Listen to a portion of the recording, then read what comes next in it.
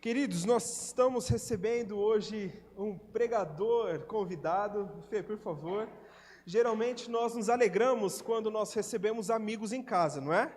A gente se prepara, fica feliz para ter aquele momento juntos, e é a minha sensação hoje também de receber o Felipe aqui. Felipe, meus irmãos, ele é ministro de música lá na Igreja Batista de Vila Moraes, uma igreja que também pudemos compartilhar alguns momentos, né? Bons, alguns momentos sofridos, mas para mim. Mas é alguém que também atua de maneira fiel na casa do Senhor, trabalha com jovens, é um compositor também, é um cantor. Ele não gosta muito que ressalte essas coisas, né? Tem um CD gravado, um homem muito famoso por aí, mas acima de tudo é um amigo fiel ao qual o Senhor tem permitido que a gente compartilhe a vida juntos. Somos padrinhos de casamento uns dos outros, né? Então, Deus realmente me presenteou há pelo menos uns 7 anos atrás com a vida do Felipe, e eu tenho certeza que a partir dos seus estudos e da sua seriedade também, nós seremos muito abençoados nessa noite. Então, vamos orar pelo Fê, e você prepara o seu coração para ouvir a mensagem do Senhor. Pai, obrigado por recebermos o Felipe aqui, Deus. Obrigado porque o Senhor tem o sustentado em todas as coisas. Obrigado porque tem se mostrado, Pai, ao longo do tempo, um servo fiel do Senhor, comprometido com a sua palavra e com o trabalho do seu reino, Deus. Pedimos que o Senhor fale através dele, Pai, e que tudo aquilo que o Senhor colocou no coração dele possa vir de encontro ao nosso, Pai, de modo que nós não saiamos daqui indiferentes, Pai, mas entendendo o que o Senhor espera de cada um de nós. Em nome de Jesus, amém. Graça e a paz, meus irmãos. Se tem uma coisa que o Guilherme e a Leidiane, o Luiz, a Lais, eles são gostáveis, né? É muito fácil gostar deles, né? E uma característica do Guilherme é que vocês perceberam que ele é muito generoso, né?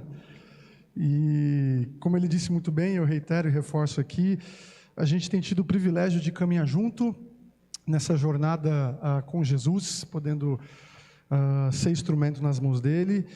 E, meus irmãos, não tem coisa mais preciosa do que você cultivar amizades no reino de Deus. Faça amigos no reino de Deus, eu te incentivo a isso. Promova amizades que serão até o fim dos nossos dias. Esse foi um dos principais meios que o próprio Jesus usou como modo de promover o seu reino através dos seus seguidores, dos seus discípulos, e isso continua através de nós. Eu queria tomar um tempinho aqui para apresentar a mulher mais bonita que está nesse local aqui hoje. Fique de pé, por favor. A minha esposa, Juliana, minha companheira de vida e de ministério, pastor Isidro, irmã Lucimara, obrigado pelo privilégio de poder estar aqui com os irmãos. Eu tenho porção dobrada de alegria aqui. Alegria de conhecer os irmãos. Eu já tinha vindo aqui na igreja em outros encontros de pastores e seminaristas, Juba Central, que já ocorreu aqui. Mas é a primeira vez que eu venho num culto e eu me alegro por conhecer parte da igreja aqui dos irmãos. E me alegro também por, depois de um bom tempo, abrindo para vocês aqui, poder rever os meus amigos aqui. Meus irmãos, só um parêntese aqui, nós estamos vindo da região do Ipiranga. Então está um pouquinho só longe daqui, assim, entendeu? Então, quando eles falaram que vieram para cá, eu falei, meu Deus, a gente vai ter que dar um jeito nisso aí para poder se ver mais. E a gente está com a alegria de poder estar aqui.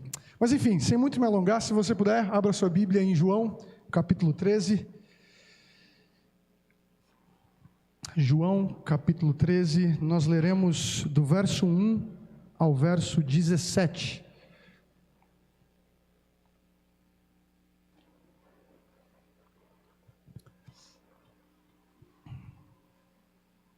João 13, do verso 1 ao verso 17. Vamos ler a palavra de Deus com atenção e reverência. Um pouco antes da festa da Páscoa, sabendo Jesus que havia chegado o tempo em que deixaria este mundo e iria para o Pai, tendo amado os seus que estavam no mundo, amou-os até o fim. Estava sendo servido o jantar e o diabo já havia induzido Judas Iscariotes, filho de Simão, a trair Jesus. Jesus sabia que o Pai havia colocado todas as coisas debaixo do seu poder, e que viera de Deus e estava voltando para Deus. Assim, levantou-se da mesa, tirou a sua capa, colocou uma toalha em volta da cintura. Depois disso, derramou água numa bacia e começou a lavar os pés dos seus discípulos, enxugando-os com a toalha que estava em sua cintura. Chegou-se a Simão Pedro, que lhe disse: Senhor, vai lavar os meus pés? Respondeu Jesus: Você não compreende agora o que estou lhe fazendo. Mais tarde, porém, entenderá. Disse Pedro: Não, nunca lavarás os meus pés. Jesus respondeu: Se eu não os lavar, você não terá parte comigo. Respondeu Simão Pedro: Então, Senhor, não apenas os meus pés, mas também as minhas mãos e a minha cabeça. Respondeu Jesus: Quem já se banhou precisa apenas lavar os pés. Todo o seu corpo está limpo. Vocês estão limpos, mas nem todos.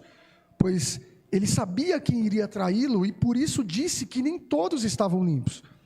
Quando terminou de lavar os pés, Jesus tornou a vestir sua capa e voltou ao seu lugar. Então lhes perguntou: Vocês entendem o que lhes fiz? Vocês me chamam mestre e senhor, e com razão, pois eu sou. Pois bem, se eu, sendo senhor e mestre de vocês, lavei-lhe os pés, vocês também devem lavar os pés uns dos outros. Eu lhes dei o exemplo para que vocês façam como lhes fiz.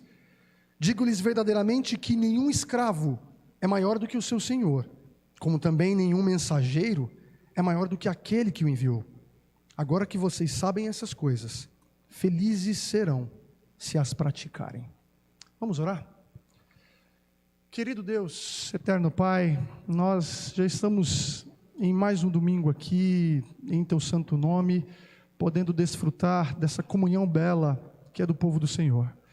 Nós já cantamos, nós já oramos, intercedemos, e nesse momento nós te pedimos que o Senhor possa, de modo mais particular ainda, falar ao nosso coração como já tem falado.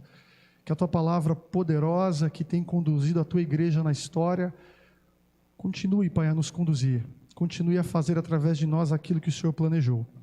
Usa a minha vida, abençoe aqui os meus irmãos, a Tua igreja. Essa é a nossa oração em nome de Cristo. Amém.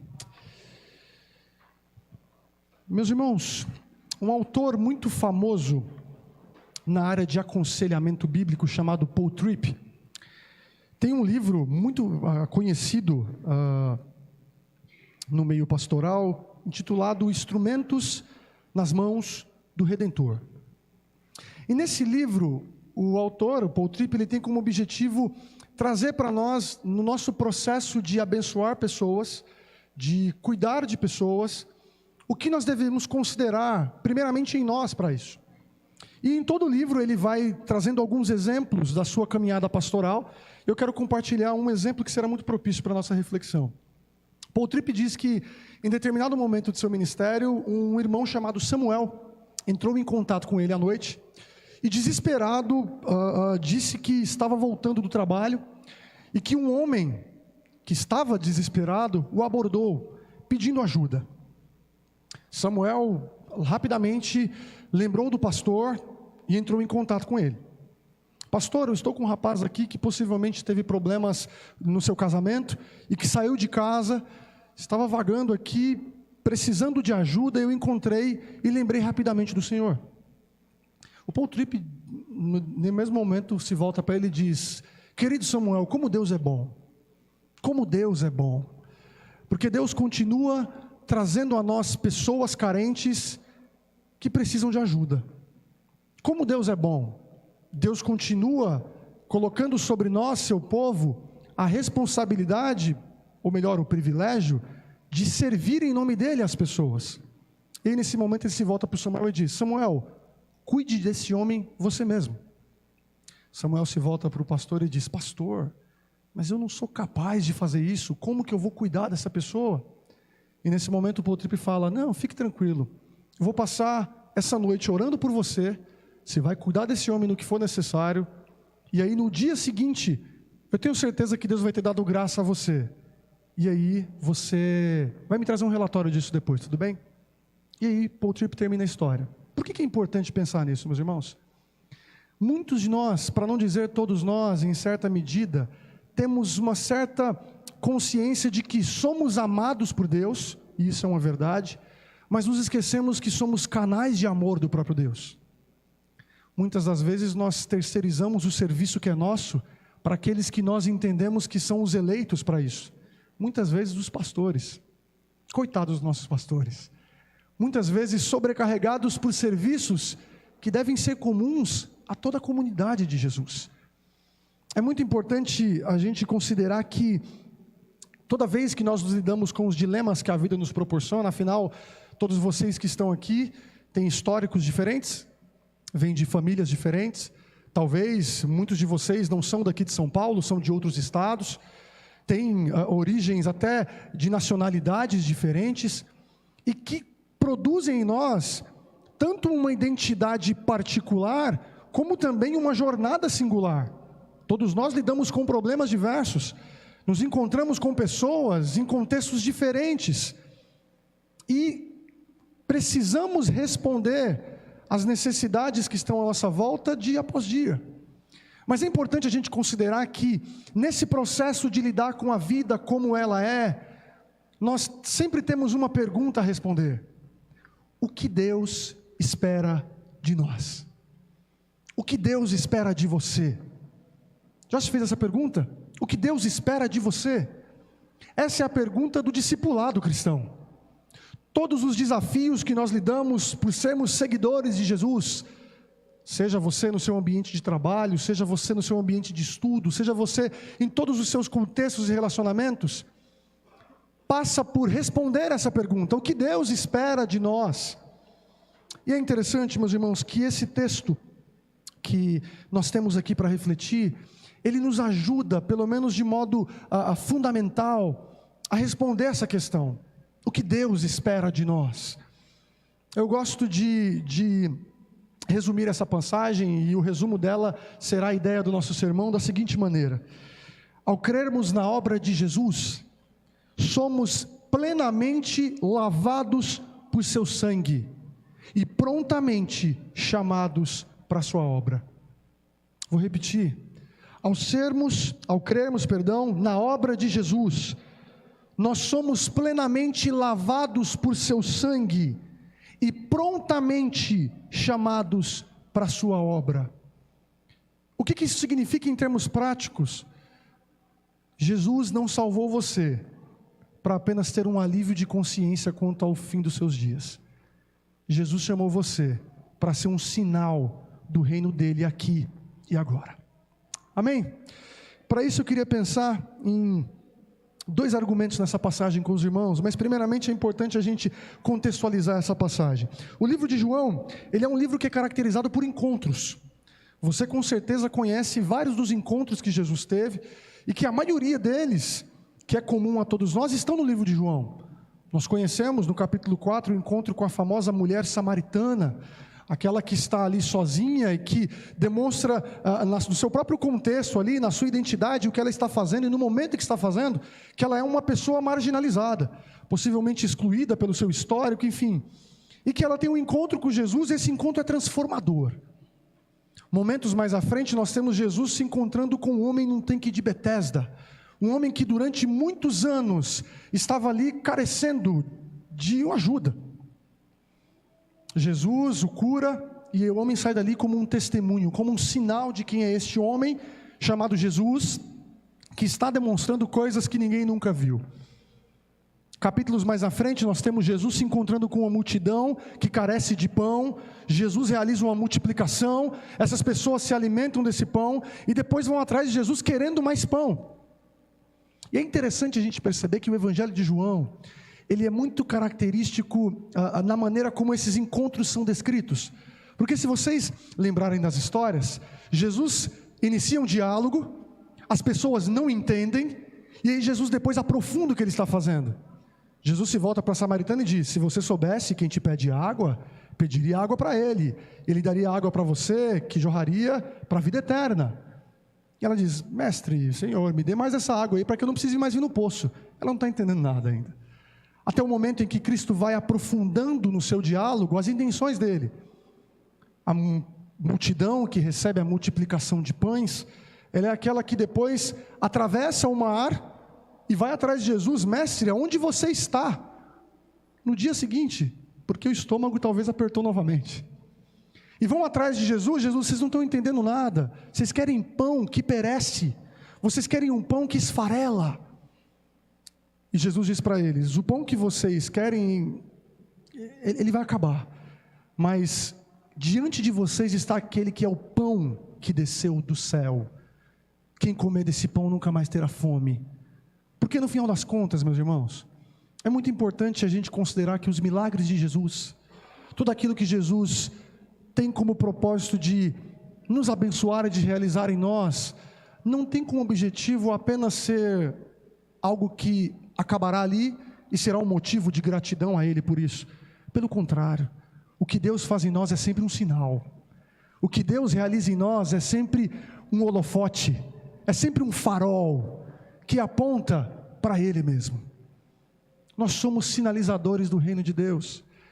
E aí, chegando no capítulo 13, que é o texto que nós lemos, nós temos aqui uma transição do argumento do próprio evangelista João aqui.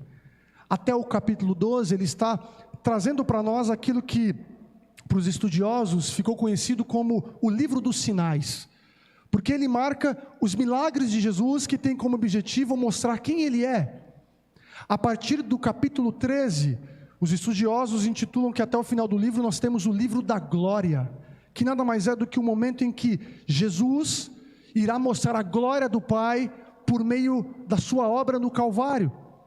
E o primeiro verso que nós lemos aqui, eu quero desafiar você a enxergar esse verso como uma espécie de título para tudo que vai acontecer até o final do livro de João. Se você puder acompanhar comigo, olhe na sua Bíblia novamente.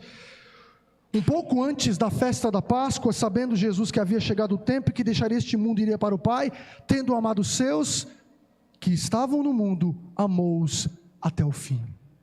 A ideia de João é ilustrar para nós aqui que o que tem como fio condutor, ou seja, aquilo que está por trás de todos os acontecimentos da última semana de Jesus, do Calvário, da sua ressurreição, do encontro com seus discípulos posteriormente, é uma representação desse amor até o fim. Só que é muito importante a gente qualificar o que significa esse fim. E esse fim não é meramente dizer que Jesus amou os seus até o fim da sua vida, porque senão de nada valeria para nós estarmos aqui hoje, concordam? Dizer que Jesus amou até o fim dos seus dias, não faria muito sentido dizer que esse amor é para todo mundo. Mas a ideia de fim aqui no original do texto é a ideia de plenitude, de algo que é perfeito. Amou eles no ponto mais alto que poderia ser manifestado o amor, no ponto mais pleno de que alguém poderia ser amado. Ou seja, Jesus os amou de modo completo. Jesus amou os seus aqui de modo perfeito. Jesus amou os seus somente como deve ser amado verdadeiramente, como Deus. E é interessante, meus irmãos, que nesse processo nosso de nos perguntarmos o que Deus espera de nós, o fundamento de tudo isso será sempre amar. Jesus inicia aqui, ou melhor, João inicia esse relato desse momento muito marcante na ceia, no momento ali da ceia com os discípulos, e ele qualifica esse momento como uma representação de um amor completo. Jesus logo mais à frente vai se voltar para os seus e dizer: vocês entenderam o que eu acabei de fazer? Assim como eu fiz, vão e façam o mesmo. O que Jesus mostrou aqui, o que essa passagem quer nos ensinar, é que de nada vale termos as nossas funções ministeriais, termos o nosso histórico de fé, sabermos tudo que nós sabemos de Bíblia pelo tempo que temos aqui como irmãos em Cristo, termos as nossas qualificações, sermos um tesoureiro, uma secretária, um líder ministerial, um pastor, um seminarista qualificado, mas não amarmos. O amor é o que justifica não somente o que fazemos, mas quem nós somos, meus irmãos. O amor é um fundamento de todas as nossas ações, e o que nós fazemos como povo de Deus deve ser justamente permeado de amor, porque é somente o amor que permite que a gente consiga conviver junto.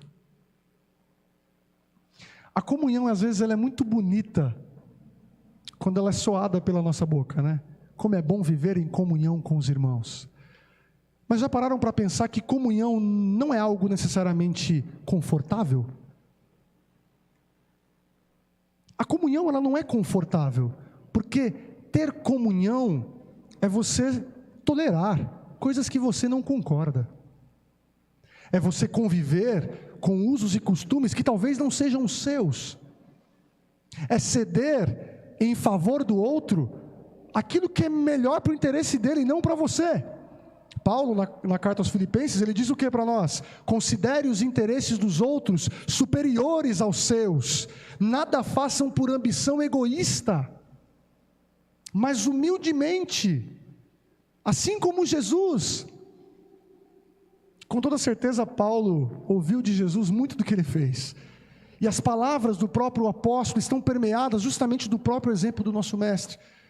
Portanto, meus irmãos, a começar por mim, pela minha comunidade, por nós que estamos aqui, nós que representamos a comunidade de Jesus, nós precisamos amar.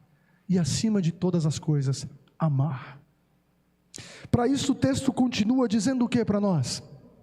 Que a partir desse momento em que João coloca que as ações que vão ocorrer, elas são a representação do amor de Jesus, num primeiro momento, e eu quero pensar com os irmãos até o verso 11, ele vai dizer para nós aquilo que Jesus fez, que foi um tanto quanto dramático, mas ao mesmo tempo espantoso para todos que estavam naquele ambiente. Porque olha que interessante, meus irmãos, o texto vai dizer que, verso 3, Jesus sabia que o Pai havia colocado todas as coisas debaixo do seu poder, e que ele viera de Deus, e estava voltando para Deus. Ou seja, João está colocando para nós que Jesus tinha plena consciência de qual era a vocação e missão dele, como aquele enviado do Pai, para trazer salvação ao mundo, como aquele que veio vencer a morte, como aquele que veio vencer o poder do pecado sobre todos, e conceder a nós a redenção prometida no passado. Jesus sabia que ele tinha o poder, e que a vontade de Deus iria ocorrer, e que nesse momento agora é um momento crucial de sua missão. Ele está chegando agora aqui nos últimos dias, possivelmente aqui, segundo a tradição, em uma quinta-feira, e nessa quinta-feira, um dia que antecede ao momento mais triste, que nós podemos dizer, do relato de Jesus, pelo menos da perspectiva do relacionamento daqueles que estavam com ele, porque ele iria morrer. Só que é interessante, meus irmãos, que depois que João diz isso, diz que Jesus está convicto de quem ele é, do que ele sabe, do que ele vai fazer, o versículo 4 ele é assustador, porque o versículo 4 diz o seguinte: assim, portanto, ele se levanta da mesa, tira a capa e coloca uma toalha em volta da cintura. Vocês estão parando para pensar no que está acontecendo aqui? Alguém que tem consciência que veio salvar o mundo, ele vai agora lavar pés de pessoas.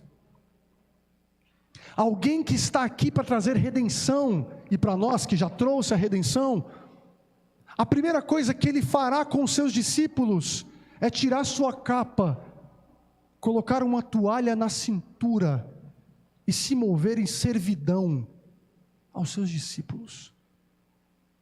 Meus irmãos, se isso não espanta você, não há mais nada que possa espantar você. Jesus, ele é assombroso nessa maneira como ele realiza as coisas que fogem da nossa realidade. Talvez se a gente fosse mensurar o que seria glória para nós, seria ter uma espada na mão, subir em um cavalo, ir contra o Império Romano e impor sobre o imperador que ele libertasse o povo judeu. Talvez a nossa expectativa seja que pela força do braço, assim como Pedro, a gente levante uma espada. E é interessante esse relato de Pedro, porque Pedro foi cortar a cabeça, né? Ele era ruim de mira, e ele acertou a orelha do servo lá. E Jesus, milagrosamente lá, ele vai lá e cura este homem, porque ele diz: peraí, aquele que levantar a espada, pela espada também ele vai perecer. Não é assim que funcionam as coisas. Mais à frente Jesus vai dizer: o meu reino não é deste mundo. E a ideia é que o reino de Deus não é baseado nos nossos mecanismos humanos. O reino de Deus é promovido pelo como Deus assim quer. E o reino de Deus acontece, sabe como? Bem-aventurados são os que choram, Bem-aventurados são os humilhados, bem-aventurados são os perseguidos, bem-aventurados os misericordiosos, bem-aventurados os que têm fome e sede de justiça, bem-aventurados os mansos, bem-aventurados os pacificadores. Percebem que as características do reino de Deus, elas são totalmente antagônicas, meus irmãos. Se nós estamos vindo para a igreja com o intuito de nos abastecermos para nos tornarmos maiores do que as pessoas lá fora, nós não estamos entendendo nada. O mestre dos mestres, o Senhor dos senhores, o Salvador do mundo, tirou sua capa, colocou uma toalha na cintura e foi lavar os pés. Olha o que o texto vai continuar a dizer: que ele derrama água numa bacia, ele começa a lavar os pés dos discípulos, e nesse momento Pedro questiona: vai lavar meus pés, Senhor? E Jesus diz: você não está entendendo agora, mas vai chegar um momento onde isso será de fato um símbolo muito claro para você. O significado disso mais à frente você entenderá. E a ideia, segundo o próprio texto de João, é que o Calvário vai explicar isso. Esse momento de lavar os pés é um símbolo de uma limpeza muito maior e mais profunda que o próprio Jesus fará quando ele subir no madeiro em nome destes, quando ele subir no madeiro para ser entregue. E nesse momento a gente vê Pedro se voltando agora para ele e diz: Senhor, então lave os meus pés, mas minhas mãos e a minha cabeça.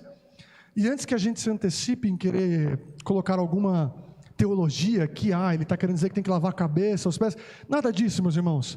Aqui é aquela resposta desesperada de alguém que falou besteira. Sabe quando você fala, eu dei esse exemplo na minha igreja, e é mais para os maridos aqui. Quem é casado, levanta a sua mão. Quem é casado? A pior coisa é você falar uma besteira para sua esposa. Estou errado? Nunca fale uma bobagem para sua esposa, porque se você falar uma bobagem para sua esposa, e ela falar: não é isso não, bem, não é isso não, meu amor, ou não é isso não, fulano de tal, esse é o momento em que você depois vai querer: não, eu queria assim, não, é isso, e aí quando você tentar consertar é pior. O que Pedro está fazendo aqui é mais ou menos: não, Deus, peraí, Jesus, não, meus pés não, então lava minha cabeça, lava tudo. E aí Jesus vira para ele e fala, verso 10, quem já se banhou precisa apenas lavar os pés, todo o seu corpo está limpo, vocês estão limpos, mas nem todos. E aqui nós sabemos que mais à frente Jesus vai falar que os seus discípulos foram limpos pela palavra da verdade. A ideia aqui é de que esses discípulos, eles já estão sendo redimidos pelo Mestre Jesus, mas um deles não. E nós sabemos porque o próprio verso 2 já mostrou quem é esse não. Judas. Judas é aquele que irá trair Jesus, mas é aqui que mora o ápice dessa passagem quanto ao que Jesus está fazendo, meus irmãos. Judas só traz Jesus, ou melhor, Judas traz Jesus com seus pés lavados. Pedro é alguém que vai negar Jesus Cristo com os pés lavados. Judas é alguém que vai entregar Jesus com os pés lavados. Sabe o que isso nos ensina? De que a obra de redenção do servo sofredor de Isaías 53 está sendo representada aqui. O servo sofredor, aquele que se coloca como um serviçal e lava os pés de todos, sem escolher a quem. O que isso nos ensina a respeito do que Deus espera de nós? Acho que muita coisa, meus irmãos. A principal delas é que o serviço do povo de Deus, ele nunca pode ser seletivo. O serviço do reino de Deus, ele nunca pode ser a partir do que a gente acha que deve ser. Não, eu faço qualquer coisa na igreja, mas com aquela pessoa não posso. Eu abençoo qualquer pessoa, mas no meu trabalho, essa aqui não dá. Eu faço qualquer coisa, mas os meus vizinhos, esses não. E a gente perde justamente a perspectiva do que é ser um discípulo de Jesus. Porque Jesus está mostrando aqui, como eu falei no início para vocês, Ele está mostrando para nós que Ele veio nos lavar da impureza dos nossos pecados. Ele veio nos purificar de toda a injustiça. Ele veio trazer redenção a nós. Ele veio derramar o seu amor no Calvário por nós. e testificar que isso de fato é genuíno, quando no terceiro dia ele ressurge dos mortos, e sendo aquele que é o primeiro homem dessa nova criação de Deus, que o que ele realizou é algo feito de uma vez por todas, não para que a nossa fé seja passiva, mas para que ela seja uma fé agora em movimento. Nós cremos em Jesus, e Jesus agora nos comissiona e nos envia. Jesus agora nos redireciona para todos os locais onde existem pés sujos, meus irmãos, porque o serviço cristão, ele não pode ser um ato, mas o serviço cristão faz parte da identidade do que é ser discípulo de Jesus. Servir é algo que deve te definir. Talvez alguns irmãos mais velhos se voltem assim e se perguntem: poxa vida, mas na idade que eu estou, o que mais eu posso fazer? O que Deus talvez espera de mim? Talvez eu não tenha o mesmo vigor que eu tinha na minha juventude. Talvez eu não tenha a mesma capacidade, em todos os sentidos, de poder realizar o que outras pessoas mais novas podem realizar. A primeira coisa que eu digo para você, meu irmão e minha irmã: nunca é sobre nós, nunca é sobre o que Deus quer fazer em mim, etc. Mas é sempre como que nós, no plano de Deus, podemos ser instrumentos dele. E aí eu tenho um grande exemplo para vocês. Aos 75 anos, um homem foi chamado para ser pai de muitas nações. Seu nome era Abrão. E aos 99 anos, ele teve um filho chamado Isaac. E essa descendência se perpetuou até que chegasse Jesus, o nosso Salvador. Nunca é tarde para servir a Deus, meus irmãos. Nunca é tarde para sermos instrumentos nas mãos do Redentor. O que Deus espera de nós? Ele espera que nós sejamos fiéis. Ele espera que nós sejamos modelos, assim como o próprio Jesus foi. Mas aí nós vamos para a segunda parte do texto.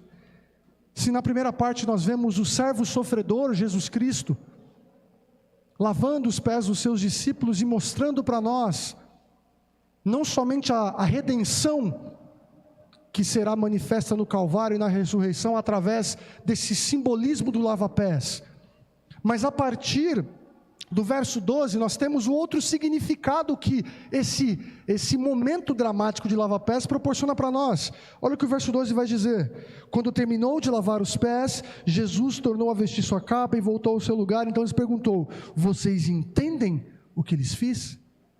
E aqui é um ponto importante, porque é um momento agora onde Jesus se volta para os seus discípulos e agora começa a comissioná-los.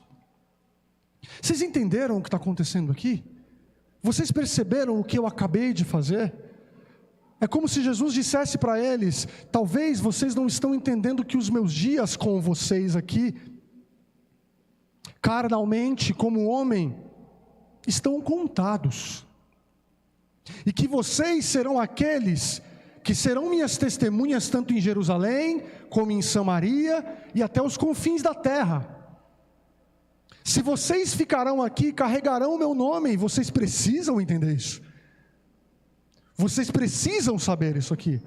Mas o que é interessante é que Jesus vai dizer o seguinte, verso 13: vocês me chamam mestre e senhor. E aqui é interessante porque num texto de Lucas, e no Evangelho de Lucas e Mateus, nós temos uma passagem em que, principalmente, lembrando aqui Mateus capítulo 7, final do Sermão do Monte, Jesus traz 3 ilustrações a respeito de como um discípulo genuíno, ele deve responder às palavras de Jesus. A primeira ilustração é da porta estreita, do caminho largo.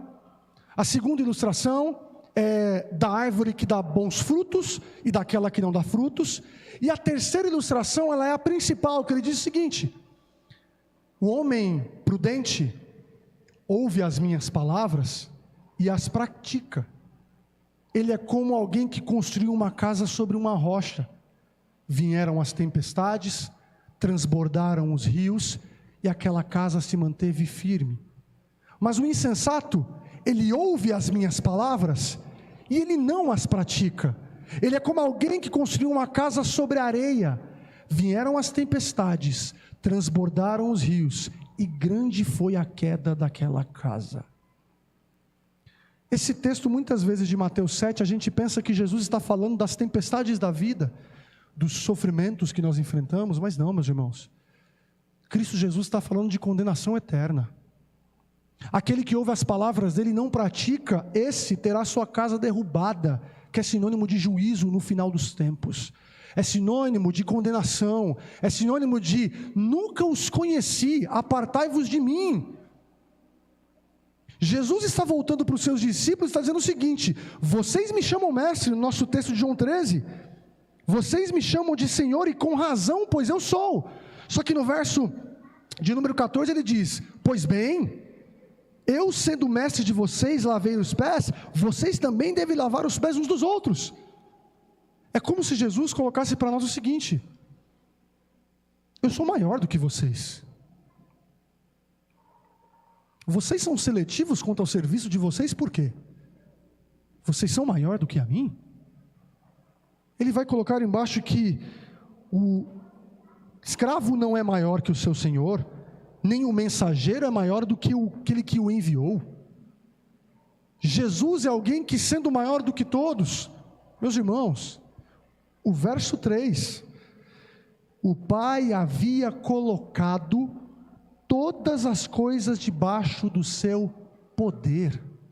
Jesus é aquele que tem autoridade sobre céus e terra.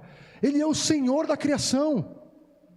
Ele é aquele que pela voz, pela sua palavra, as coisas acontecem. Nós cantamos aqui: tua voz aquece o meu coração. Porque a palavra de Jesus, toda vez que ela é proferida, alguma coisa sempre acontece. E Jesus está aqui colocando os seus discípulos, de certa forma, abre aspas, na parede. Vocês me chamam de mestre? Chegou o momento de justificar isso. E aqui agora essa é uma pergunta para todos nós: o que Deus espera de nós? O que o nosso mestre, o que aquele a quem nós chamamos de Senhor, espera de cada um de vocês? O que Deus espera de você no seu trabalho? O que Deus espera de você nessa igreja? O que Deus espera de você nos seus relacionamentos familiares? O que Deus espera de você no seu casamento? O que Deus espera de você com os seus vizinhos? O que Deus espera de você nessa grande metrópole, nessa grande São Paulo? E aí, um ponto que eu acho que é um desafio para todos nós: o que Deus espera de você no metrô de São Paulo? O que Deus espera de você nos contatos que nós temos, e que muitas vezes são desagradáveis para muitos de nós? O que Deus espera de nós, meus irmãos? Deus espera que nós venhamos servir. Deus espera que nós venhamos amar. Deus espera que nós venhamos dar continuidade àquilo que o próprio Mestre fez como um exemplo maior para nós. Como eu concluo esse sermão, como eu concluo essa reflexão para nós? Tudo isso não será possível por força de vontade. É muito importante a gente saber que apenas desejar obedecer não torna você obediente. Apenas querer fazer o que é certo não torna você alguém apto a fazer o que é certo. Porque a dinâmica da obediência no Novo Testamento, ela é algo que só acontece por uma força operante e graciosa, continuamente atuando na vida do crente. Isso se chama graça. A graça de Deus não só nos salva, mas a graça de Deus nos santifica. A graça de Deus nos impulsiona. A graça de Deus, por meio do seu Espírito, nos leva a viver a vida que Deus assim planejou para nós. Aquele que está em Cristo, nova criatura é. Ou então, já não sou mais eu quem vivo, é Cristo quem vive em mim. A vida que agora atua nesse corpo, ela vive pela fé. Meu irmão, se você sair daqui achando que a segunda-feira, pela força do braço, você vai ser alguém que servirá, você será como Pedro, que fará muitas promessas a Jesus, mas fracassará em todas. O que nós precisamos é de arrependimento. Nós precisamos abaixar aqui agora os nossos corações diante do Senhor e reconhecer que nós somos carentes da graça dEle, não somente para sermos cristãos salvos nele, mas para vivermos a vida que Ele assim planejou para nós. Nós estamos aqui não somente para termos consolo, mas para também sermos nada mais nada menos do que reparados, purificados, reordenados e direcionados para a boa obra que Deus assim planejou para nós. O que Deus espera de nós? Que nós sejamos como Jesus. Amém? Vamos orar? Se você puder, abaixe sua cabeça. Querido Deus, obrigado, meu Pai, porque o Senhor é bom. Obrigado porque o Senhor é fiel. Obrigado porque o Senhor é presente. Obrigado, Pai, porque o Senhor é gracioso. Obrigado, Pai, porque o Senhor é generoso. Porque o Senhor, ó Pai, é rico em misericórdia. Obrigado, ó Pai, porque o Senhor é intencional. Obrigado, ó Pai, por o Senhor se fazer servo, através de Jesus, por nós aqui. Obrigado porque como servo sofredor, o Senhor nos redimiu. O Senhor foi obediente até a morte, morte de cruz. Mas por isso, pela tua fidelidade, o Senhor, o Pai, o exaltou e colocou o teu nome acima de todo nome. Esse é o nome que nós confessamos como o nome que nos une, o nome, ó Pai, que nos redime, o nome que nos salva, o nome que nos torna teu povo. E é nesse nome que nós clamamos, para que o teu Espírito consolador, teu Espírito que nos guia a toda a verdade, teu Espírito que nos guia de acordo com a voz do Mestre Jesus, que Ele nos ajude a vivermos a vida do Mestre, que Ele promova em nós um arrependimento genuíno, como reconhecimento de nossas mazelas, como reconhecimento da fragilidade da nossa vida, em obedecer ao Senhor, assim como o Senhor espera. Mas nos ajude pelo teu Espírito, a renovarmos as nossas forças, a nos purificarmos dos nossos pecados, e a nos voltarmos em obediência, não por nós, mas pelo teu poder agindo em nós, poderosamente e graciosamente, para o louvor da tua gloriosa graça, para o engrandecimento do teu santo nome, para a promoção, ó Pai, do teu maravilhoso reino. Essa é a tua vontade para a tua igreja aqui representada, Pai, e nós oramos para que assim seja em nós e através de nós, no nome de Jesus, amém.